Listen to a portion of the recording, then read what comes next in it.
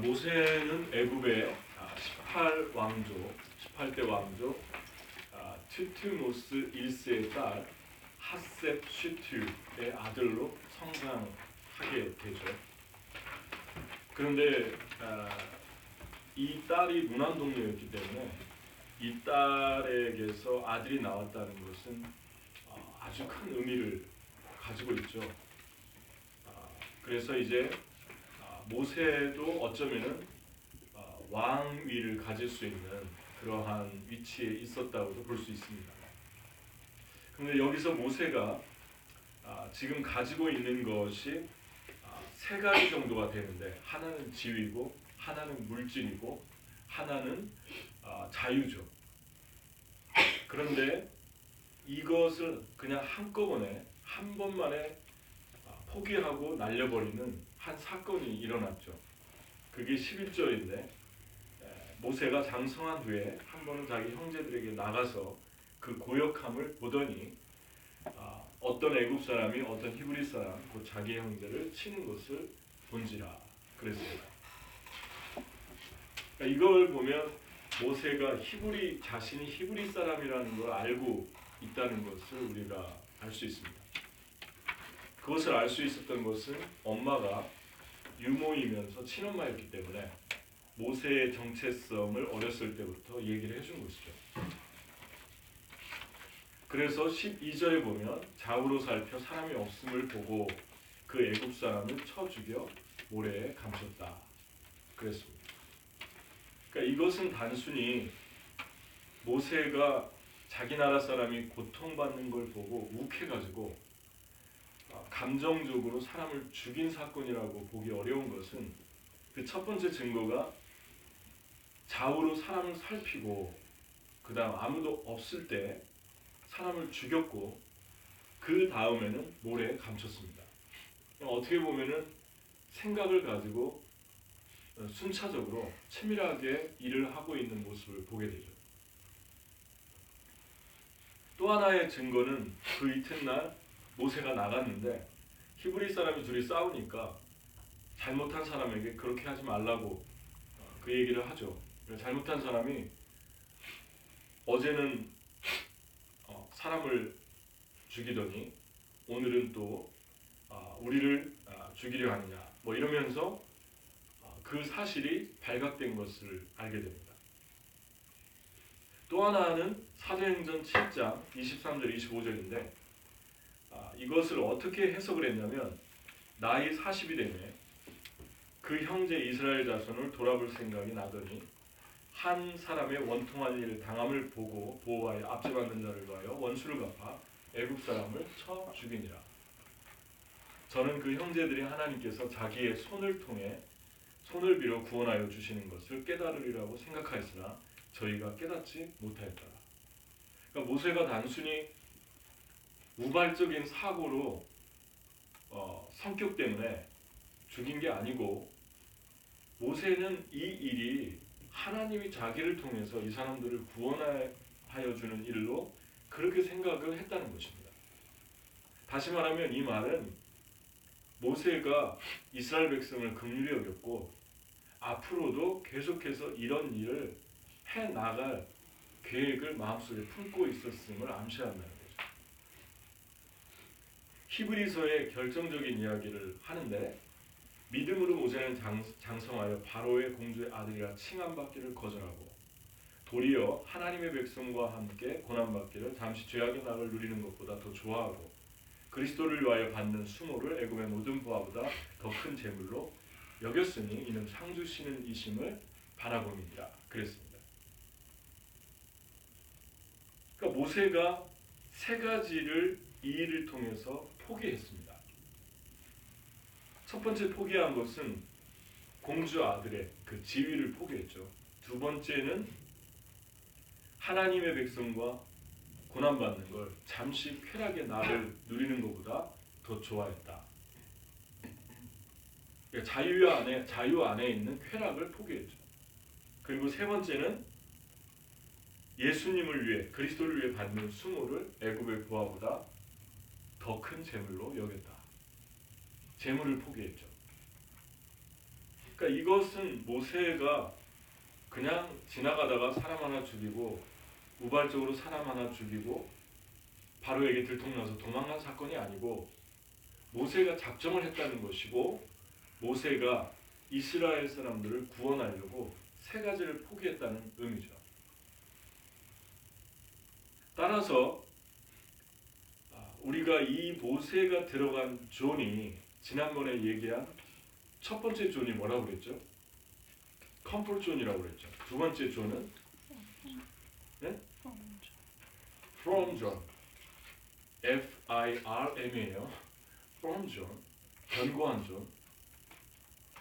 그리고 세 번째는 어떤 존이라고 그랬죠? 크라운 존이라고 그랬습니다. 그러니까 모세가 들어간 세 번째 존을 지금 우리에게 보여주고 있는 거죠. 그 특성을 그 크라운 존으로 들어가는 거예요. 그래서 다시 한번 구체적으로 컴포트 존, 그 다음에 폼 존, 그 다음에 크라운 존이 어떤 것인가를 한번 생각을 해보려고 하는데, 편안한 지대 컴포트 존의 특징을 한 세 가지 경우를 통해서 우리에게 말씀을 하고 있는데, 광야에서 이스라엘 백성이 홍해 앞에 진을 쳤는데 그 홍해 앞에 있는 걸 보고 바로가 추격했죠. 그때 바로가 추격해 오는 걸 보고 이스라엘 백성이 어떻게 외쳤냐면은, 바로가 가까이 올 때 이스라엘 자손이 눈을 들어본즉 애굽 사람들이 자기 뒤에 미친 자, 이스라엘 자손이 심히 두려워하여 여호와께 부르짖고 그들이 또 모세에게 이르되 애굽에 매장지가 없으므로 당신이 우리를 이끌어내어 이 광야에서 죽게 하느냐, 어찌하여 당신이 우리를 애굽에서 이끌어내어 이같이 우리에게 하느냐, 우리가 애굽에서 당신에게 고한 말이 이것이 아니뇨, 이르기를 우리를 버려두라, 우리가 애굽 사람을 섬길 것이라 하지 아니하더뇨, 애굽 사람을 섬기는 것이 광야에서 죽는 것보다 낫겠다. 그래서 첫 번째 편안한 지대에 있는 삶의 증상은 어둠과 죄악의 영향 아래에서 조종을 받아도 육신적으로 편안하게만 살면 그 자리에 머물러 있으려고 하는 거예요. 이게 컴포트 존에 있는 사람들의 특징입니다. 이 사람들은 어둠도 상관없는데 왜 나오게 해서 우리 여기서 죽게 하느냐, 이 불만을 지금 얘기하고 있는 거죠. 두 번째, 10명의 정탐꾼이 가나안 땅을 악평하는 걸 듣고 이스라엘 백성이 이렇게 외쳤습니다. 어찌하여 여호와가 우리를 그 땅으로 인도하여 칼에 망하게 하려 하는고, 우리 처자가 사로잡히리니 애굽으로 돌아가는 것이 낫지 아니하냐. 두 번째는 세상의 종으로 살아도 가족과 자신이 먹고 사는 것만 해결되면 견고한 지대에 도전하지 않는다는 것입니다. From zone, from status에 도전하지 않는다. 그냥 괜찮다는 것입니다. 특별히 여기에 머물면서 다른 사람들이 어떻게 되든 관심이 없는 거죠. 나만 잘 먹고 잘 살면 되는 거예요. 세 번째, 고기가 먹고 싶다면서 이렇게 외쳤는데, 우리가 애굽에 있을 때 값없이 생선과 매와 수박과 부추와 파와 마늘들을 먹은 것이 생각나거늘 이제는 우리 정력이 쇠약하되 이 만나 외에는 보이는 것이 아무것도 없도다. 하나님의 은혜를 실증을 느끼면서 하찮게 여기기 시작하고, 그러면서 은혜를 사모하는 것보다 자신들의 본능적인 욕구의 충족을 추구하게 된다는 것입니다. 이게 컴포트 존에 있을 때 나타나는 삶의 증상이라는 거죠. 마지막 네 번째는 계속해서 이 이스라엘 사람들이 공통적으로 모든 원망에 들어있는 한 가지 특징이 있는데, 애굽으로 돌아가자 이거예요. 애굽으로 돌아가자. 그럼 뭐냐면 컴포트 존에서 반드시 나와야 되는 이유 중에 하나가 바로 이것입니다. 컴포트 존에 있으면 머물러 있는 게 아니라 뒤로 퇴보하는 거예요. 앞으로 나가지 않으면 뒤로 퇴보하게 돼 있다는 것입니다. 그 뒤로 퇴보하는 게 무엇입니까? 돌아가자. 그러니까 세상 사람들이 그리운 거예요. 예수 그리스도를 안 믿는 사람들이 불쌍해야 되는데, 그분들이 안타까워야 되는데, 그분들의 세상적인 정욕을 보면서 너무 부러워하는 거예요. 그것이 컴포트존에 계속 머물면 두드러지게 나타나는 삶입니다. 근데 여기에서 빼낼 때 하나님이 가장 공통적으로 사용하는 것이 고난과 박해입니다. 요셉도 컴포트존에 있었죠. 엄마 아버지가 색동옷 사주면 그거 좋다고 그거 자랑하면서 형제들에게 우월감 가지고 우쭐했는데 고난과 박해 때문에 거기서 나오게 되죠. 그러면서 어디로 들어갑니까? 폼존으로 들어가기 시작합니다. 여러분, 바울이 컴포트존에 있었잖아요. 좋은 집안에서 시민권 받고 부유하고 교육 잘 받고 예수 믿는 사람들 핍박한 그 컴포트존에서 나오게 된 결정적인 계기가 눈이 멀었잖아요. 3일 동안. 눈이 멀은 거는 그 빛 때문에, 하늘의 빛 때문에 그랬는데 눈이 먼 사건은 작은 사건이 아닙니다. 1분만 아무것도 안 보여도 사람이 긴장하게 되는데 3일 동안 못 봤다는 것은 엄청난 고난이죠. 이러다 나 평생 실명되는 거 아닌가. 근데 그 속에서 바울이 나오는데 다시 들어간 존이 폼 존으로 들어가게 되죠. 바울은 하나님을 믿었던 사람이잖아요. 그래서 베드로는 그 결정적인 순간이 폼 존, 3년 동안 예수님 따라다니면서 열심히 사역하고 헌신하고 이랬으니까 폼 존에 있었던 거죠. 다른 사람을 위해 살았는데. 그런데 나중에 베드로가 이제 그 컴포트 존에 있었던 거죠. 그런데 폼 존으로 들어가게 되죠. 폼 존으로 들어가는데 그 폼 존의 기점이 닭 울 때 회개했던 그 기점입니다. 자기의 죄를 회개했던 그 기점. 여기에서 우리가 봐야 되는 것은 내가 편안한 지대에 있는 것을 빨리 알아채고 나오면 그러면 하나님의 계획과 열림이 어쩌면 앞당겨질 수 있다고 조심스럽게 우리가 얘기할 수 있습니다. 그러니까 이것을 보여준 장소가 내가 지금 편안한 장소에 있었구나를 뼈저리게 보게 한 장소가 어디였습니까? 광야였어요. 그래서 광야에서 이 사람들이 자기들이 이런 모습이 있는 것을 전부 주님이 보게 하셨습니다. 폭로를 시켰죠. 그래서 이 네 가지 특성이 편안한 지대에서 드러났는데 이제 하나님께서 박해와 고난을 통해서 이들이 빨리 깨닫고 뉘우칠 때 폼존으로 들어가게 하십니다. 폼존에 들어가서 가장 먼저 나타났던 그 축복이 뭐라고 그랬죠? 자신이 원하는 일을 하고 요게벳의 스테러스죠. 더 높은 급료를 받고 더 자유로운 시간을 쓸 수 있는 것이었다. 요셉도 폼존으로 들어가죠. 근데 이때 가장 두드러지는 것은 한마디로 표현하면 폼존에 있는 사람들은 그동안은 자신을 위해서 컴포트존에 살아왔는데 철저하게 다른 사람을 위해서 사는데 보통 사는 게 아니라 영향력을 주면서 산다는 것입니다. 이 요셉이 폼존에 들어와서 세 가지 영역에 영향력을 줬는데 하나는 그의 일, 바로와 애굽의 사람들과 나라에 큰 영향을 끼쳤습니다. 그들을 구했으니까. 그리고 보디발 같은 사람에게도 충성스럽게 인정을 받았으니까요. 그 다음 두 번째 폼존에서 자신의 가족들을 모두 애굽으로 데려와서 그들이 정착할 수 있도록 기반을 놓아주었습니다. 그러니까 이것도 다른 사람, 특히 측근 가족들에게 영향을 끼친 것이죠. 세 번째 영향은 자신의 가정의 직계 자녀들이 하나님을 섬기며 살 수 있도록 영향력을 끼쳤습니다. 이 세 가지 영역에서 폼존에서 두드러지게 요셉의 그 역할이 나타나고 있는 것을 보게 됩니다.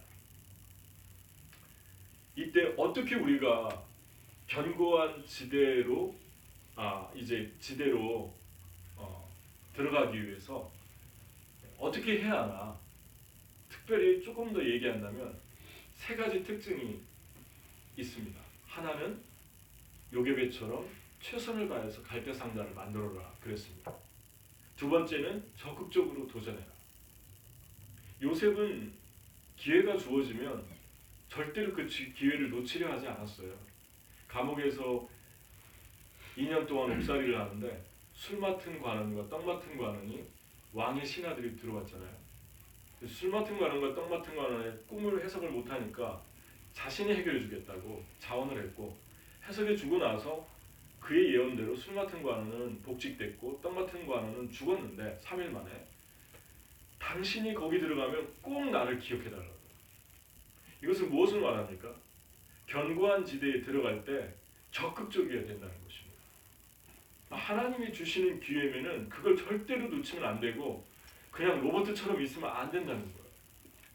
반드시 반응해야 되고, 이것은 하나님이 나에게 주신 사람이고 기회다라고 하면 그 사람에게 바짝 다가가야 되고, 지난주도 얘기했지만 아부하고 인간적인 술수를 쓰라는 것이 아니라 인간적으로 최선을 다한 예의와 그리고 노력을 하라는 거예요.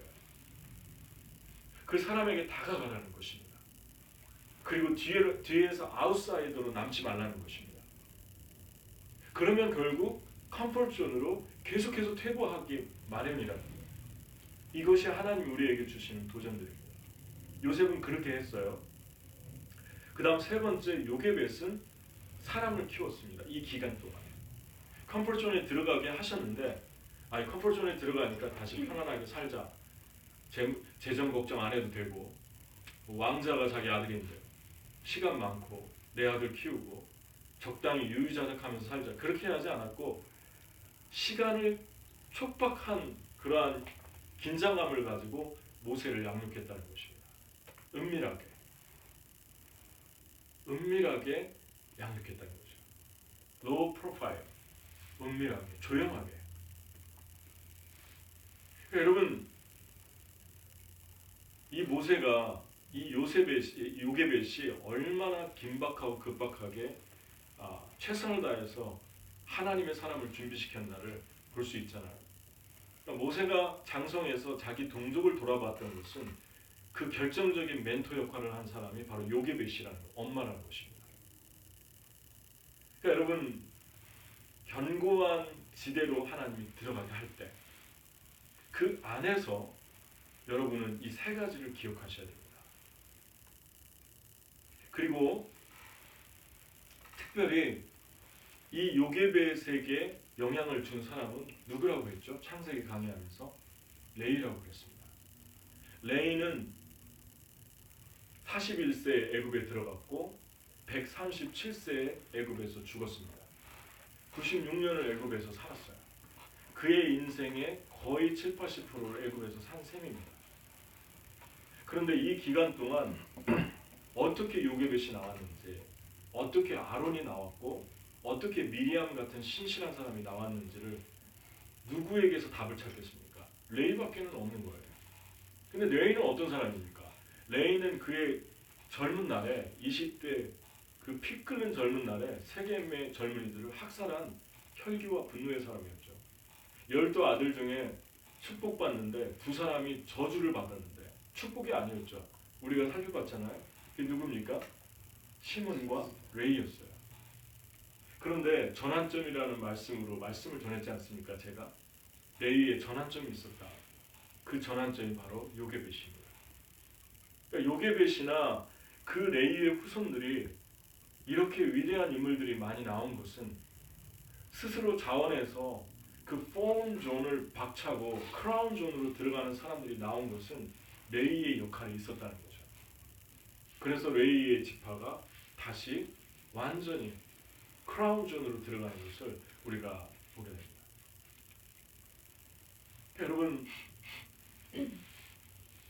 여러분들이 폼 존으로 들어갈 때 내가 들어갔나 안 들어갔나 가장 결정적인 증거 중에 하나가 영향을 미치며 사는가 아니면 나만 위해 사는가, 이것을 보면 됩니다. 근데 영향을 미치는데 영향을 그냥 그럭저럭 미치는 게 아니라 구체적으로 깊게 영향을 미치기 때문에 이때부터 사람들에게 영적인 멘토로 불리게 됩니다. 사람들이 닮고 싶어하고 사람들이 따르고 존경하는 이런 일이 일어난다는 거예요. 그런데 이들은 한 가지 인격적인 특성이 있는데 이 견고한 스테어스에 들어온 분들은 스테패스트 존이죠. 이 견고한 이 폼에 이 폼스 존에 들어온 사람들은 하나님에 의해서 한번 부러진 뼈의 경험이 있기 때문에 사람들이 멘토라고 해도 사람들이 존경한다고 해도 계속해서 하나님 앞에 친밀감을 갖고 하나님께 안정감을 두고 하나님께로 사람들의 얼굴과 그들의 예배와 시선을 향하게 하려고 하는 겸비함이 같이 인격적인 특성으로 드러난다는 것입니다.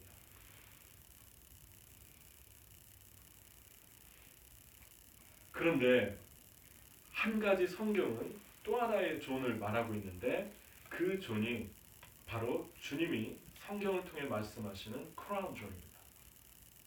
지난주에 말씀을 했잖아요. 주님께서 나에게 사랑과 긍휼의 관을 씌우시며 그랬습니다. 나를 위해 그분의 생명을 속량하시며 세상 어디에도 사랑과 긍휼을 크라운, 상급으로 주는 회사 그런 단체는 없습니다. 근데 하나님이 이 크라운을 씌워주는 존이 있다는 것입니다. 여러분 모세가 바로 이 존으로 들어간 증거가 바로 히브리서에 말씀한 것처럼 세 가지를 포기했잖아요. 공주의 아들, 왕자의 자리, 그 다음에 애굽의 보화, 그 다음에 세상의 낙을 누리고 쾌락을 누리는 그 자유. 크라운 자리로 그냥 박차고 들어간 거예요. 폼에서. 모세가 폼에 있었다는 증거는 모세는 사람을 죽였지만 물론 그 죽인 방법은 하나님 원하는 방법은 아니었습니다. 하지만 모세는 이미 신실한 사람이었어요.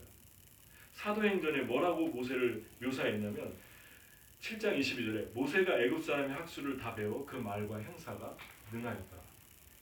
폼존에 이미 있는 거예요. 애굽의 학문은 지금도 이집트 사람들은 자존심 대단하거든요. 알렉산드리아 학파 아시죠 여러분? 알렉산드리아 학파 모든 교부들이 알렉산드리아 학파잖아요. 저스틴이라든가 저스틴이 계신 그 사도들의 제자의 시대 사도들이 죽고 그 제자의 교부 시대에 알렉산드리아에서 유수한 학파들이 다 나왔어요. 학자들이. 이집트는 4대 문명 중에 하나이기도 하지만 그들의 프라이드는 대단합니다. 문명의 발상지고 학문의 모태고 그런데 그 학문과 무술과 언어 애굽의 언어를 다 통달했으니까 얼마나 많이 준비한 것입니까? 그런데 그 40세에 다시 그 폼한 존을 박차고 나오는 사건이 이 사람을 죽인 일에서 시작되는데 사람을 죽이는 게 잘했다는 것이 아니라 사람들을 돌아볼 마음이 있었다.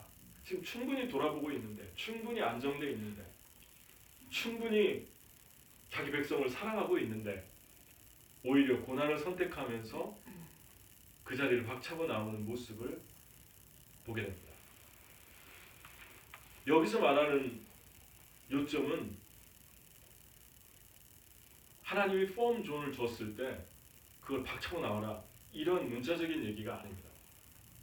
거기에 계속 머물면서 물질과 시간과 그리고 원하는 것을 하는 것 그것을 하던 아니면 그걸 나와가지고 장소를 다른 데로 옮기던 그것의 문제가 아니라 폼 존에서 크라운 존으로 들어갔다는 것은 좀 더 깊이 있는 헌신으로 들어갔다는 것입니다.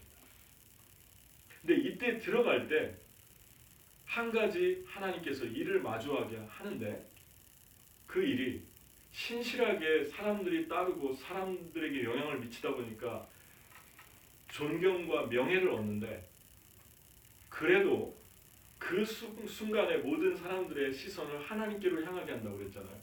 그런데 그럼에도 불구하고 그때 자기 방법, 자기 자아, 자기 가시를 보는 시간이 주어진다는 것입니다. 그게 바로 폼 존에서 경험하는 일들입니다. 주님께 시선을 고정시키려고 사람들을 주님께 인도하려고 최선을 다했는데 내 안에 있는 내 자아를 만나고 내가 영광 받으려고 하는 높아지려고 하는 마음을 보고 또 내 안에 있는 가시를 보고 왜곡된 시야를 보고 여러분 그렇지 않습니까? 여러분들 사람을 섬기다 보면 상대방이 이 사람이 왜곡되게 생각하는구나. 리더를 또 다른 사물을 볼 때 관점을 볼 때 삐뚤어져 있구나. 이런 것을 여러분이 볼 때가 있을 거예요. 그런데 그 사람들의 그런 모습을 보면서 여러분 스스로도 여러분 안에 있는 그 왜곡되고 삐뚤어진 마음들을 보면서 깜짝 놀랄 때가 있을 것입니다. 잘못된 추측이라든가 그리고 권위자에 대한 잘못된 판단이라든가 이러한 많은 것들을 마주하게 되는 기간이 바로 form zone입니다. 내 안에 가시가 너무 많아. 그런 노래 있지 않습니까? 가시나무새. 그것처럼 이 form zone에서 나는 모든 사람들이 하나님만을 주목하게 하기를 원했는데 내 안에 아직도 이런 부분이 있구나. 내 안에 아직도 더 부서지고 깨어져야 돼. 내가 있구나. 그것을 마주할 때 그때 마주한 것뿐만이 아니라 하나님 앞에 가지고 나가서 무릎을 꿇고 기도하고 엎드릴 때 그리고 주님 앞에 죄를 고백하고 주님의 긍휼을 구하고 내 힘으로 할 수 없습니다. 주님 도와주십시오. 라고 하면서 하루하루 말씀 앞에 나를 데려가는 그러면서 그 안에서 내가 준만 줄 알았는데 야생마였구나. 열정은 있는데 다듬어지지 않았구나. 그것을 볼 때 그때 들어가는 존이 크라운 존으로 들어가게 됩니다. 주님이 그 사람을 크라운 존으로 데리고 들어갑니다. 그러면서 주님께서 그때 주시는 기름 부음이 내가 전에 갖지 못했던 with love and compassion 그 사람 또 그 주님의 긍휼의 관을 내 영혼에 씌워주는 거죠. 그래서 나도 모르게 내 사랑이 확장돼 가는구나. 그리고 나도 모르게 내 영혼이 더 스트레칭되고 있구나를 보게 되는 것입니다. 이때 모세가 이 깊은 폼 존에서 크라운 존으로 들어가는데 그때 광야로 다시 주님이 데리고 나가죠. 광야에서 어떤 것을 하게 하냐면 양들을 치게 합니다. 이스라엘에서 가장 천박한 직업 중에 하나가 목동입니다. 그런데 그 천박한 직업을 이 모세를 시킨 거예요. 왕자에서 가장 낮은 일을 시킨 거예요. 가장 천한 일을 시킨 거예요. 그런데 그 양을 치면서 모세는 깊은 하나님과의 친밀감을 쌓아갔을 거라고 충분히 짐작할 수 있습니다. 또 하나는 장인 가족과의 관계인데 이 장인 가족은 미디안 사람이었고 하나님을 모르는 사람들이었어요. 우상 숭배하는 사람들이었습니다. 그런데 그러한 사람들과 살면서 관계로 계속해서 주님이 다루기 시작하는 거예요. 그 form 존에서. 그러면서 이 내면이 깎아져 나가고 또 부서져 나가기 시작했던 것입니다. 양을 다루면서 또 사람과의 관계 속에서. 그래서 이 모든 관계를 통해서 그를 멸관의 지대로 데리고 들어가는 하나님의 섭리를 우리가 보게 됩니다. 베드로가 이미 3년 동안 어쩌면은 이제 컴포트존에서 나와서 3년 동안 폼존으로 들어가는데 폼존으로 점점점 들어가는데 그 폼존에서 결정적으로 크라운존으로 넘어가는 그 시점이 어디입니까? 내가 나를 사랑하느냐 3번 물어봤고 그 다음에 주님이 아주 중요한 말씀을 하시는데 네가 젊어서는 띠뛰고 다녔지만 이제 후로는 사람들이 네가 팔을 벌릴 건데 사람들이 너를 데려갈 것이다. 이건 무엇을 말하냐면 베드로가 어떠한 죽음으로 주께 영광 돌릴 것을 미리 말씀했다라는 말씀인데 순교를 암시하고 있고 또 하나 암시하는 건 베드로가 완전히 성령께 아큐파이 돼서 24시간 하나님에 의해서 이리저리 그분의 스케줄에 의해서 완전히 사로잡힌 바 돼 살아갈 축복을 말씀하시는 거예요. 아멘? 여러분 이런 축복 받고 싶지 않아요? 이게 third 존입니다. 이 second 존은, 이 fourth 존은 공생애를 다룬 복음서에 있어요. 그런데 이 third 존은 어디에 있냐면 사도행전에 있습니다. 사도행전에 베드로나 바울이나 제자들은 완전히 24시간 성령에 사로잡혔어요. 그리고 자기 스케줄이 없습니다. 이거 하나 끝나면 그 다음 성령께서 그 다음 사람 만나게 하고 어떤 장소로 옮기고 또 옮기고 그리고 다른 지역으로 또 다른 케이스로 그들을 몰아넣어가는 삶을 만나게 됩니다. 그러니까 이때 가장 큰 축복은 무슨 시간입니까? 보링한 시간이 없는 거죠. 세상에서 가장 힘든 시간이 보링한 시간이죠. 보링한 시간 때문에 전부 죄를 짓는 거죠. 보링한 거예요. 보링하면 외로워지고 보링하면 쓸쓸해지고 보링하면은 딴 생각 들고 그렇습니다. 그런데 주님의 성령이 이 크라운 존으로 들어갔을 때 이제 너는 네 마음대로 살 수 없다. 너의 머리카락 하나까지 내 마음대로 움직일 것이다. 이미 그렇게 헌신을 한 거예요. 베드로가. 내가 주님 사랑합니다. 내가 주님 사랑합니다. 그래서 사도행전의 베드로를 보세요. 어디 자기 시간이 있습니까? 어디 자기 라이프가 있습니까? 완전히 성령의 그는 걸어다니는 예수였지 완전히 성령의 도가니였지 베드로는 온데간 데가 없어요. 높아지려고 하고 그리고 분노해가지고 사랑 빗자르고 이런 거는 찾아볼 수가 없습니다. 이미 폼존에서 다 다른 거예요. 주님이. 그리고 그것을 뼈저리게 보고 통곡했잖아요. 폼존에서. 아, 내 자아가 너 아직도 있구나. 내가 지금 주를 위해 사는데도 내가 있구나. 이게 모세가 만난 폼존에서의 자기고 베드로가 만난 자기입니다. 바울도 사도행전에서 굳이 나누자면 그 기점을 저는 로마로 봅니다. 이 사람이 로마로 가고 싶다고 안 했으면 놔줄 뻔했다. 그런데 주님이 그 안에서 너무 강하게 소원을 주셨기 때문에 로마로 가는데 로마에 가서 완전히 크라운존으로 들어가잖아요. 그때 로마에서 순교하기 직전에 남긴 게 그것이지 않습니까? 이제부로는 나를 위하여 의의 멸관이 예비되었으니 나에게 뿐만 아니라 주님의 사모하고 기다리는 모든 사람에게로다. 아멘? 여러분 하나님이 저와 여러분을 이제 컴포트존에서 폼존으로 폼존에서 크라운존, 멸관의 존으로 들어가고 싶어 하십니다. 근데 이때 우리가 이 영역으로 데리고 들어가려고 할 때 무엇을 해야 할까? 나 정말 주님께 완전히 24시간 사로잡혀 살다가 순교해도 별 차이가 없을 정도로 살아있어도 죽어도 별 차이가 없는 그런 삶. 내가 하늘에 있는지 지금 땅에 있는지 모르겠다 그랬잖아요. 바울이.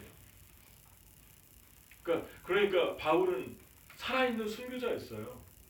그에게 아마 죽는 건 큰 의미가 없었을 것입니다. 이미 죽었기 때문에. 이미 자기가 없기 때문에. 바울이 그런 말을 했잖아요. 내가 이 장막집을 떠나 내 육신의 장막집을 떠나 하늘나라에 가는 게 좋지만 너희들을 위하여 여기에 머무는 것은 너희에게는 좋다. 나에게는 뭐 좋은 거 없는데 너희에게 좋다. 그 이야기를 서신서에 하고 있잖아요. 여러분 이 말을 이런 말들을 누가 할 수 있겠습니까? 이런 진리들을 어디서 배울 수 있겠어요? 이 땅에 책을 뒤적거리면 나올 수 있는 진리입니까?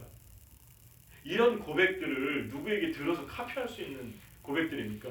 이건 하나님과 24시간 크라운존에 들어가서 하나님의 성령에 완전히 붙들려 살지 않으면 할 수 없는 고백이에요. 아멘? 지난 주일부터 아멘 이렇게 작아지죠? 할렐루야! 아멘. 더 크게 하셔야 돼요. 배현석 전사님 할렐루야 하면 더 크게 하셔야 돼요. 여러분 첫 번째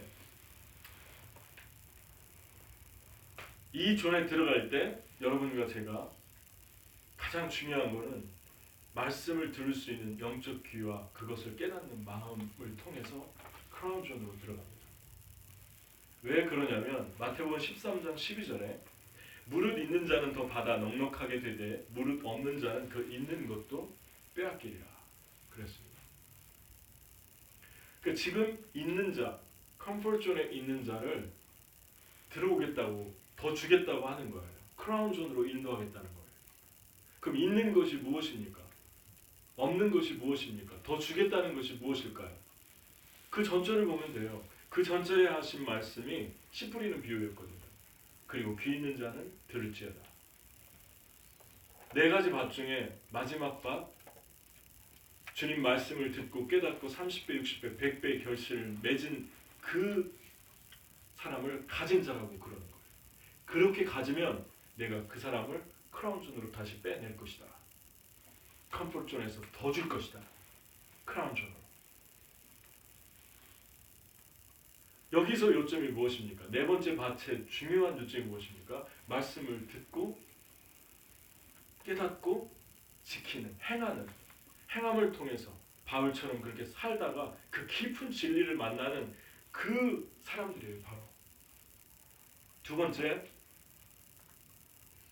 그래서 모세의 면류관지대의 시작은 열정만 가지고 되지 않았어요. 그러니까 이 말씀하고도 일치하는 게 모세도 면류관지대로 들어갈 때 광야에서 가장 먼저 만난 게 무엇이었습니까? 떨기나무잖아요.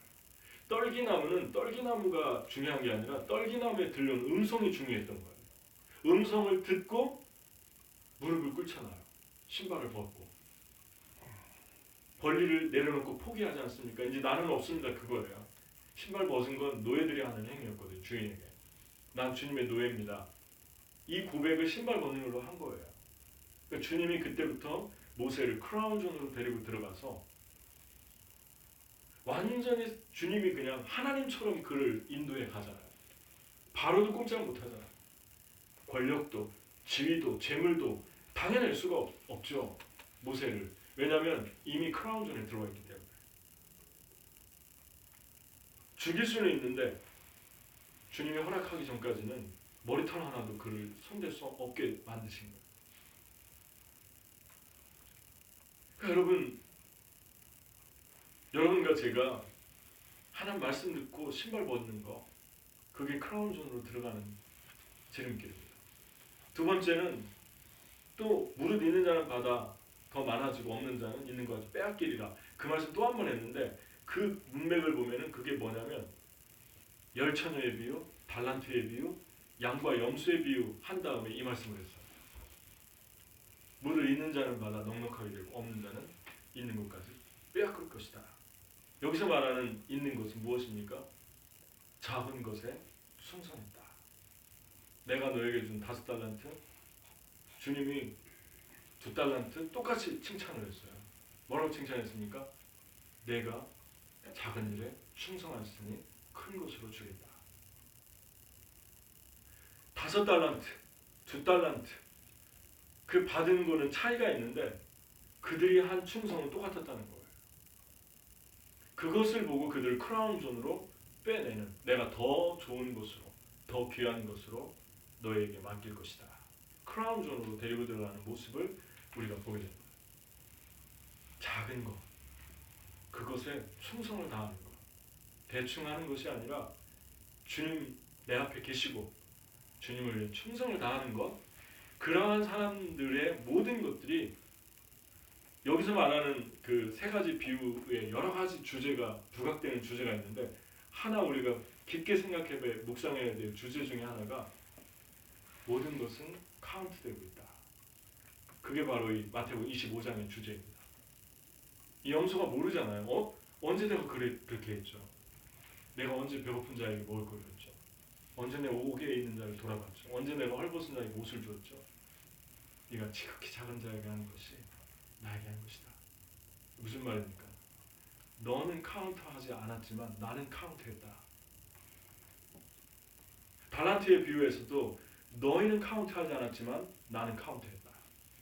1달란트 받은 사람은 아주 주님이 악한 종이라고 주님을 자기 주인을 악한 자라고 그렇게 생각한 종입니다. 열처녀의 비유에서도 카운트되잖아요. 그들의 작은 행실이 기름 준비하지 않는 거 전부 카운트되잖아요. 준비한 거 카운트되잖아요. 두 랩돈을 넣었을 때 그 당시에 13개의 트럼펫 모양의 헌금통이 금으로 만든 헌금통이 그 성전 안에 여인의 뜰에 있었는데 동전을 넣으면 쨍그랑쨍그랑 소리가 나게 만든 거예요. 그것부터가 좀 이상하죠. 우리 교회도 한번 해볼까요? 이거를 넣으면 다 소리가 나니까 얼마나 창피하겠어요. 그런데 이거를 넣었어요. 이 여인이. 어떻게 넣을 수 있느냐? 이 소리가 다 나는데 어떻게 넣을 수 있었겠습니까? 하나밖에 없어요. 그 여인은 사람을 본 게 아니라 하나님을 봤기 때문에 넣을 수 있었던 거예요. 두 개 소리가 나는데. 그런데 이 여인이 한 가지 못 본 게 있어요. 옆에서 자기를 바라보고 있는 예수님은 못 본 거예요. 예수님 그러잖아요. 저 여인은 생활비 전부를 넣었다. 생활비 전부인 걸 어떻게 하셨습니까? 예수님이. 카운트되고 있다는 거죠. 여러분, 적은 일에 충성하는 거, 그 비결은 이것만 붙들면 돼요. 내 모든 삶은 카운트되고 있다. 주님이 다 보고 있다. 그래서 모세도 이 세 가지 포기한 게 그것 때문에 포기한 거죠. 이는 상 주시는 이심을 바라봅니다. 그래서 애굽의 보화를 포기했고 공주의 자리, 왕자의 자리를 포기했고 그리고 또 하나 뭐라고 그랬죠? 낙을 누리는 쾌락을 포기했고 자유를 포기했고 상 주시는 이심을 바라봅니다. 여러분 주님의 상이 있음을 믿습니까? 왜 그리스도인들이 대충 아무렇게나 살고 왜 자꾸 뒤로 자꾸 퇴보할까요? 왜 자꾸 주님이 앉혀놓은 크라운존에서 크라운을 박차버리고 폼존으로 떨어지고 폼존에서 왜 자꾸 컴포트존으로 떨어질까요? 그 결정적인 이유 중에 하나가 상 주시는 하나님, 카운트하는 하나님을 실감하지 못하는 거예요. 시간이 지나면서. 왜냐하면 사람이 만약에 내 한 일의 결과가 만질 수 있고 볼 수 있고 눈으로 볼 수 있고 들을 수 있고 손으로 줄 수 있다면 그런 일들은 사람들이 우선순위를 둡니다. 왜냐하면 결과가 바로바로 나타나니까. 그런데 하나님의 일은 잘 모르겠거든요. 근데 주님이 말씀합니다. 나는 크라운의 하나님이다. 상 주시는 이심을 바라보라고 우리에게 도전합니다. 모세를 통해서. 여러분 이 말씀 얼마나 기가 막힌 말씀입니까? 그리스도를 위하여 모든 수모를 다 애굽의 보화보다 더 귀하게 여겼다. 어떻게 이 말이 성립할까요? 모세는 1500년 전의 사람이고 예수님은 1500년 후의 사람인데 모세하고 예수님하고 1500년의 갭이 있는데 모세의 일을 예수님의 일과 커넥시킵니다. 이게 무슨 말입니까? 1500년이 지나도 모세가 한 일은 계속 살아있고 하나님의 면류관이고 하나님의 나라에 영향을 미치고 있다. 그 의미거든요. 이건 무슨 말입니까? 전부 카운트 됐다는 거죠. 이런 마음으로 여러분 사역하고 있습니까? 여러분과 제가 이 세상을 떠나고 난 다음에도 50년 후에도 100년 후에도 우리가 한 모든 일들이 영향을 미치면서 카운트되는 이것을 보면서 여러분과 저는 사역하고 있습니까? 지금 당장 코앞에 안 나눠줘도 여러분 모세가 어떻게 예수님을 드러냈을까요? 지금도 드러내고 있을까요? 2000년이 지났는데 모세가 광야에서 구리뱀 들어가지고 뱀에 물린 원망하다 뱀에 물린 사람 바라보면 살게 했잖아요. 예수님께서 그 구리뱀이 나다 그러잖아요. 십자가다 그러잖아요. 예수님 드러낸 거 아닙니까? 광야에 40년 동안 만나로 살았는데 그 만나가 바로 나. 내 입에서 나오는 말씀, 생명의 떡이다. 요한복음에 해석해 주잖아요. 예수님께서. 예수님 드러냈잖아요. 모세가. 이걸 위해 수치를 다 받았잖아요. 사람들이 툭하면 모세 죽이려고 그러고 모세한테 원망하고 좋은 일 있으면 지네끼리 나누고 안 좋은 일 있으면 모세 탓하고 그런 수모의 길을 다 걸어갔잖아요. 그리고 돌 던지려고 하면 맨날 무릎 꿇고 그들 왜 기도하고. 성경에서 왜 하나님이라 하는 사람들하고 좋은 걸 같이 나누라고 하는지 나중에 서신서에 나오지 않습니까? 그들은 너희를 위하여 너희가 지은 죄를 자기가 지은 것처럼 회개하는 사람들이다. 너희가 그리스도의 은혜에서 떨어지면 눈물을 흘리면서 그거를 가슴 찢으면서 고통스러워하는 사람이다. 그러니까 너희 모든 좋은 걸 그들과 같이 해라 그러잖아요. 그들의 마음을 어렵게 하지 말아라 그러잖아요. 그들의 마음에 신경 쓰게 하지 말아라 그러잖아요. 왜 그렇습니까? 그들은 하나님을 위해서 일하고 있다. 너희 영혼들을 살리기 위해서 일하고 있다. 존경해라 그러잖아요. 좋은 것을 같이 나누라 그러잖아요.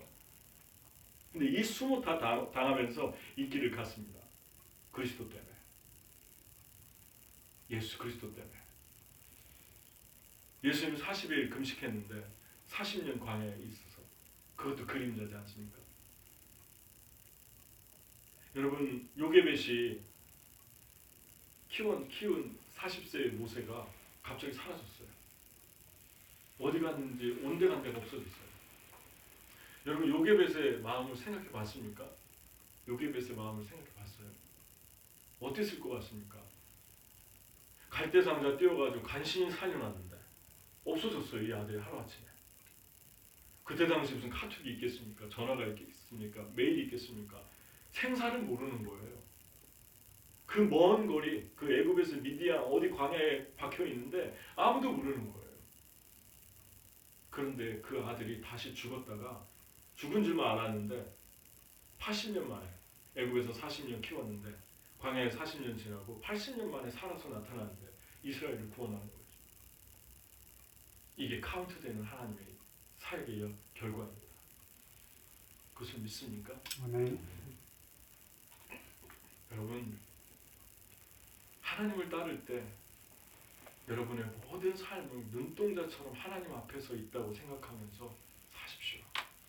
그리고 주님이 크라운 존으로 여러분을 데리고 들어갔을 때 그것을 세상에서 가장 존귀한 것으로 대접하고 소중하게 생각하고 누구에게도 빼앗기지 마십시오. 내 면류관을 아무에게도 빼앗지 못하게 하라. 그게 계시록 7교회 중에 한 교회에게 말씀했잖아요. 내 면류관을 아무도 빼앗지 못하게 하라. 이 면류관이 어떤 면류관입니까? 세상의 부귀영화, 권세, 성공, 출세의 면류관이 아니라 주님이 너에게 쓰여준 그 사랑과 긍휼의 면류관. 주를 위해서 죽을 수 있는 자리로 인도한 그 영광의 면류관.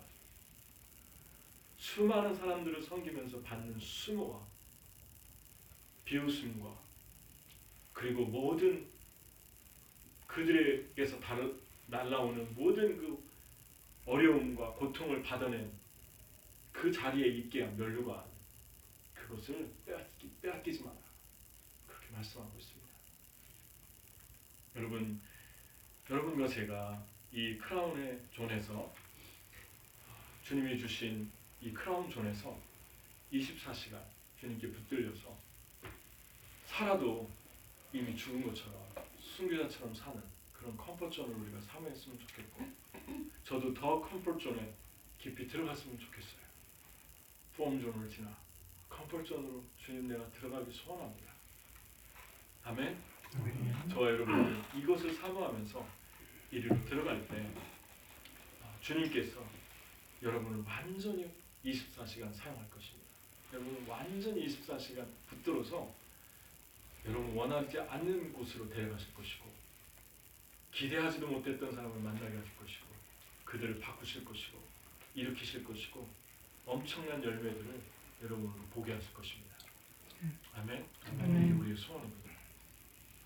같이 기도하겠습니다.